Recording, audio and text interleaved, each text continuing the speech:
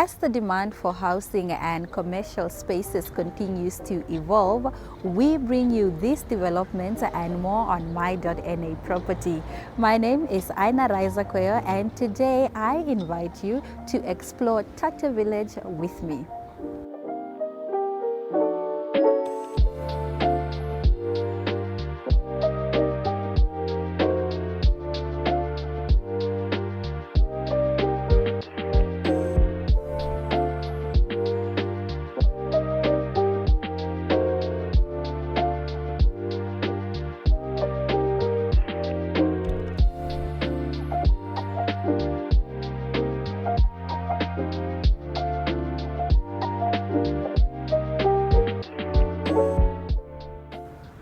Property investment remains a key driver for personal growth and also wealth.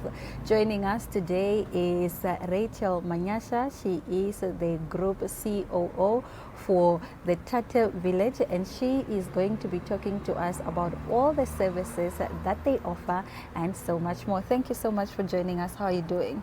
I'm good. Thank you for having me. No, you're most welcome. Talk to us about the Tate Village as a whole. Maybe you can date back to its history to where we are now. Thank you. So I know there's a debate out there whether Yes. it's Tate Village or it's Tate Village.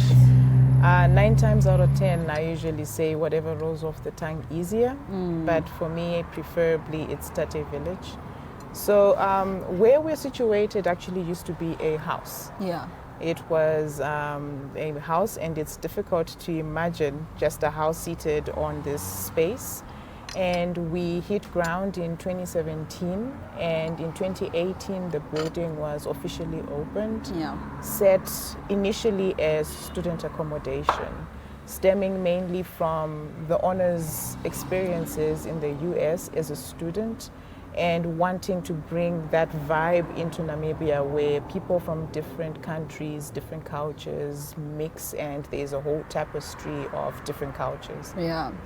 So you shifted from student accommodation to backpackers, to a Correct, guest house. First it was student accommodation, then guest house, then backpackers. Yes. Okay, what motivated this transition? It was organic, Yeah. really. It was a natural transition. We initially were a students' accommodation, and then students would take off during the holidays, and then there was a whole wave of digital nomads. So during that period when students were on holiday, we had a lot of inquiries on people that wanted to come work from Namibia, but we're looking for a quiet, safe space where they could do that, and we opened doors. Yeah. And more, there was demand for that, and the natural progression to backpackers coming in, or people who are working but are digital nomads. So this happened organically. Okay. And then what were some of the key changes that you implemented during this transition to still ensure that all your customers are, better served, whether they are digital nomads, whether they were coming here, whether they were students, and so forth? Number one, the Wi-Fi had to be steady and reliable. Whether a person is backpacking across Southern Africa, they need to get in touch with home, they need to transact, and having a safe space where somebody could say, okay, for 1-2 days, I'm laying my head down and I know I'm good. Yeah. I don't need to worry about going shopping for groceries. We are a stone throw away. But the location is just perfect. It's central, whether you want to go to the mall. The steady internet that is there, the biometric entry, means that the space is safe. I can literally just kick back for my trip across, I don't know, maybe I've been through Etosha, I've been through the desert, and just for that one day I can kick back. I can get a hot shower, I can go grab a hot meal, I have a safe space. Whether I'm working, it means I've got a quiet space as well, which is one of the things that drew us to having a rooftop space where you've got the beautiful sunsets and the mountains of Windhoek, and you've got a quiet space where you can work with steady internet. Awesome stuff. So, what kind of services do you offer currently here at Tate Village? So we've got the accommodation. Yeah. We've got our crown jewel currently, which is the rooftop. So whether it's a birthday, whether it's a corporate event, whether it is, we've had yoga sessions up here on the rooftop in the mornings. It's very, very nice. cool, especially on those hot summer days. In the mornings, people would come for their yoga sessions, and it's a space that is conducive for that. We've got a laundromat. So whether it's students across around Windhoek West that want to do their laundry, or maybe I've done my laundry but I've got heaps of ironing, we've got ironing services that are there as well. Whether you are here as a backpacker or as a volunteer, we've got a pool where you can just lay your towel down, you can lounge and take a breather. Awesome. Oh, that's so nice. I didn't know you offered ironing services. I hate ironing. Maybe I should You come. should come through. I make use of it every time. You should come through. It's just not a thing that everyone should do. I But know. nonetheless, let's talk about the accommodation aspect of Tate Village. How many rooms are there, and what type of rooms are there? Can I come with my whole family? Can I come with my dog? And so forth. So we've got 23 rooms, and since we set up initially as a student's accommodation, what you would find is it's 23 rooms, 46 beds. Yeah. So it is a shared space in that you've got a bunk bed and then you've got a desk where you can work. That's totally set up already. Yeah. So that means for somebody who is backpacking, so me and Aina are backpacking and we passing through Windhoek on the way to the airport, that means we can have that one room together. With whether or not I want to work at the rooftop or I just want to work inside my room, there is a desk space that's already set up. So that is the setup that we have. We've got a common area as well, where people can watch TV while having a meal. We've got microwaves that are there already set up, whether it is you want to just warm up your food or you want to cater for yourself and make a meal for yourself. That is already set up. Awesome. Let's talk about my favorite part of Tate Village. It's the rooftop. I've been here. You're not the only one. I've been here for my friend's birthday party. We had a beautiful time, and I understand that the rooftop was initially created to enhance our experiences as guests. So, what type of recreational activities can we, as your guests, get up to, at the rooftop? Well, I think over the past 3 years, it's been a transition. We've had quite a lot of different events that we have hosted. We have had DJs that have come through and played. We've had, for instance, game nights where there were games here, and recently we had a group of students from the US, and there was the Tate Village Oscars. Oh, nice. That was there. So whether it is an event which is open to the public or it's an event that we try and create for our guests as well, which I guess for them is more of a private event where okay, I'm staying at this place, and we go out of our way to say, hey, can we have something fun set up for you? We've had, for instance, for a group from the US, a dinner which was fully traditional. So they could try out mopani worms, they could try out our spinach. It was actually pretty good because they had a taste of Namibia without having to leave where they are accommodated, and that went really well. So we've had comedy nights as well that were open to everybody, to the public. And obviously, like you mentioned, birthday parties. We've had baby showers. Nice. We've had bridal showers. We've had corporate events. The space is magnificent in that it is big enough that it can be changed into whatever event you have going on. Oh, okay. The space can cater to the It can needs cater. of the clients. Yes. That's absolutely beautiful. Now, the space, the rooftop also has a bar. What type of ambience do you envision happening at the bar area? More of a chilled ambience. Picture this. There is the magnificent sunset. Yeah. There is the mountains as a backdrop. You've got the bar that is there. You've had a long day at work. You meet a couple of friends. You can have a drink and chill out. Yeah. That is the ambience that the bar and the rooftop is going for.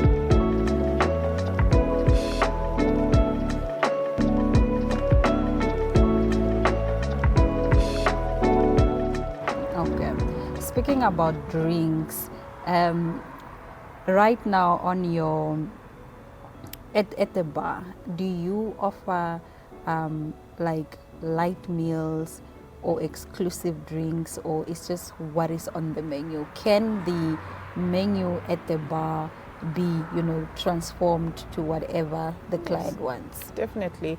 If you've got finer taste and you say, hey, I've got a couple of friends of mine and we only want the highest, goodest stuff that you can bring us, we'll make it happen. Yeah. We'll make it happen. For the ladies that will say, okay, it's a couple of friends of mine and we want to have cocktails, we can make it happen. If you say, okay, it's just a buddy of mine and a couple of his friends and there's a game going on and we want beers, we'll make it happen. Awesome stuff. I love that anything is possible We'll here make it at Tate happen. Village. So what are the operating hours of the bar? Does it close? Is it on the whole day? So it's not on the whole day. Can we sleep here? We still have to abide by the law. Yeah. So the rooftop is open Monday up until Thursday from 11 a.m. up until 11 p.m.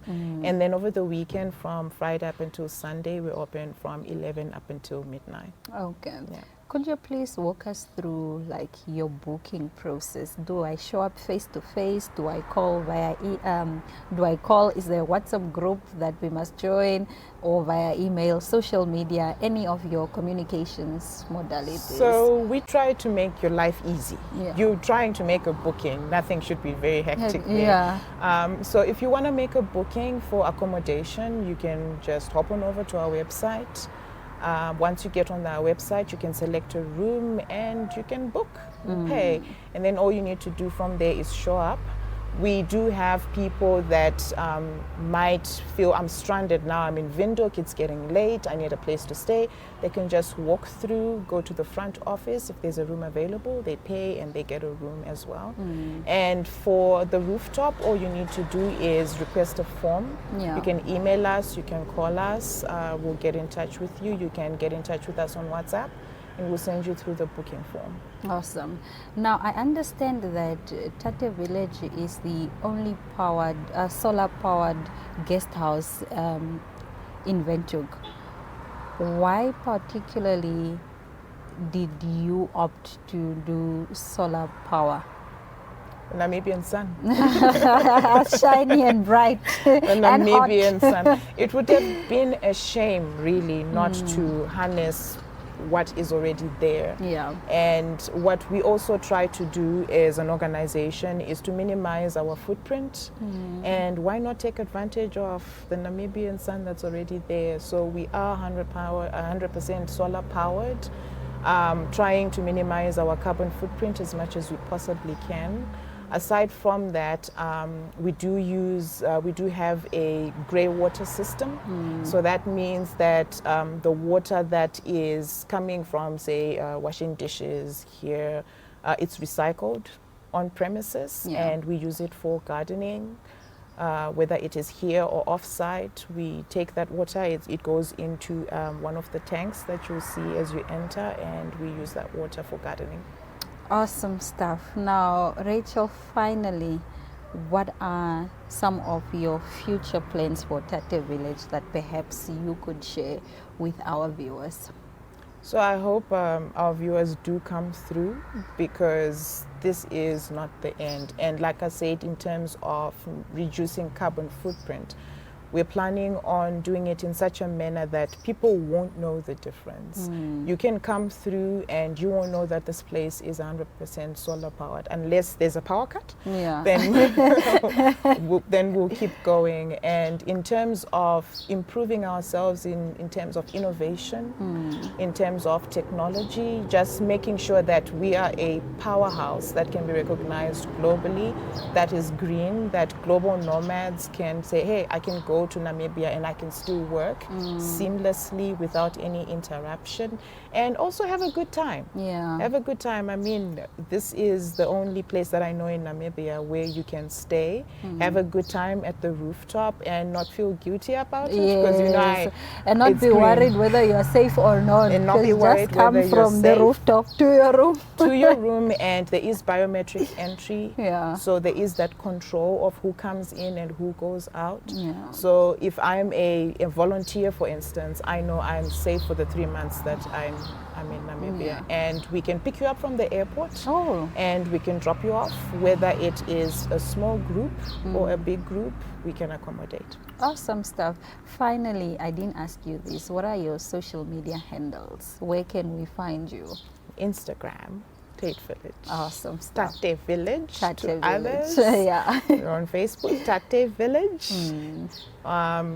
Tate, like I said, to me, Tate to everybody else.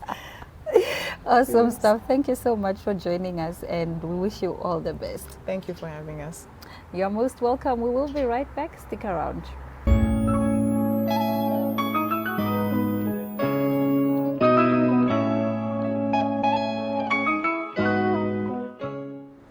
Property prices are shifting and new housing policies are taking effect. In this segment, we bring you news and trends from the world of property.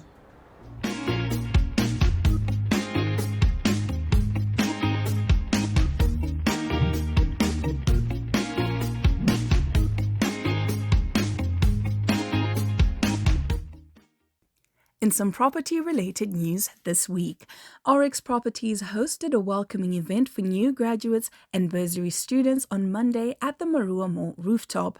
The initiative is part of the company's commitment to addressing the skills shortage in Namibia's property industry through hands-on training in areas such as finance, asset management, and operations. The Chief Executive Officer of Oryx Properties, Ben Euster, said that the program was born out of a need to close the sector's critical skills gap and now works in partnership with local universities to provide graduates with real-world industry experience. He described it as a 2-year program that benefits both the graduates and Oryx by developing well-rounded professionals ready to thrive in the sector. So Oryx Properties started this program a few years ago due to a number of things. One, first, there's a very large skills gap or skills shortage within the Namibian space, especially within the property sector. So we realized a few years ago that it took us a very long time to fill positions, and that scarcity challenge was really a big challenge that we had to try and solve. And subsequently what we've done is we've, within Oryx, started this program, but we've also started a Namibia Property Association where we're aiming to solve some of the skill set challenges within Namibia. The great thing for us is to partner with the local universities who's already taking these candidates through the motions in terms of their initial learning, and that means that we can take these students out of university and give them an opportunity to come into the real life, experience the industry as we know it in all facets of our business. So we've got a 2-year program where we take these candidates on a 6-month rolling basis into the different departments, being property finance, asset management, property management and operations. And that really gives them a very broad overview from managing your properties day to day, making investment decisions, how to account in the property industry specific to our industry, and understanding what it means to work within our sector. So we see this as a program that's got a lot of benefits, not just for the employee or the graduate, but also for us as Oryx. In another development, Rundu Town Council CEO Olavi Nathaniel says the town's rapid growth has led to a severe water shortage, with only 857 cubic meters supplied daily against a demand of 1,400 and nearly 30% lost due to aging infrastructure. Now, look, Rundu has been a town of interest, primarily because of its population being the biggest and it's ever growing. And then the issues has now been that because the town is growing that much, we have experienced a short supply of water.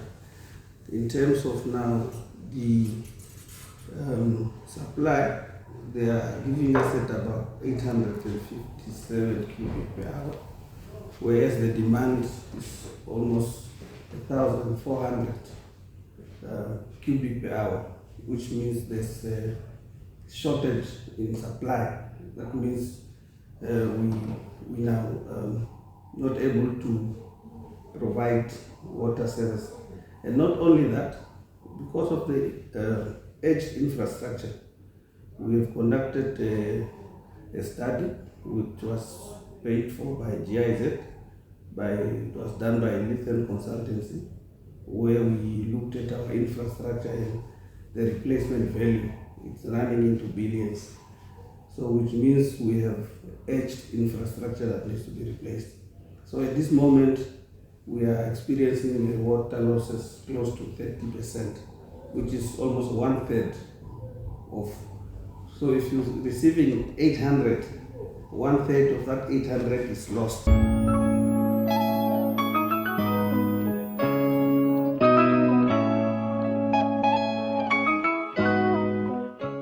Today in our DIY segment, we turn creativity into practicality. No special skills required, just enthusiasm.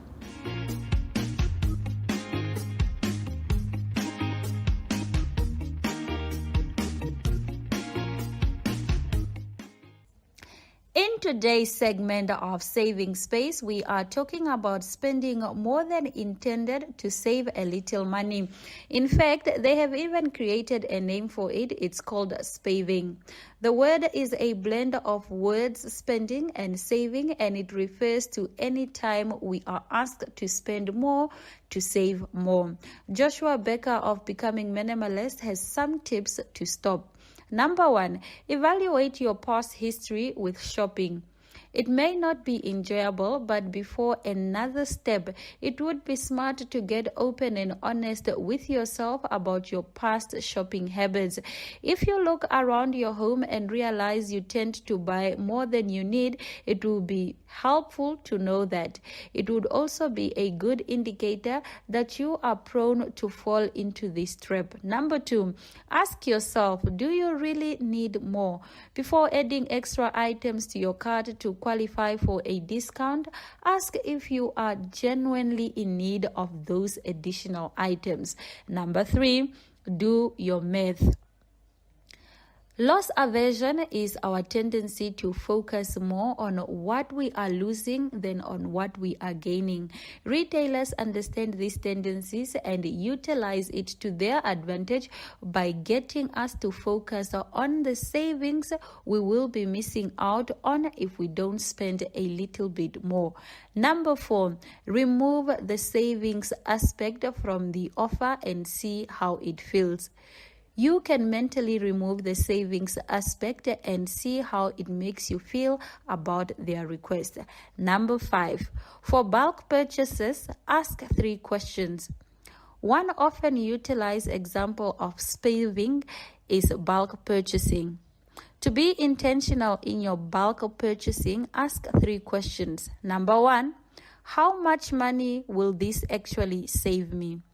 How long will it take my family to consume this bulk purchase? Number 3, how much space do I have to store bulk items? With these practical tips, you will stop spaving and start saving.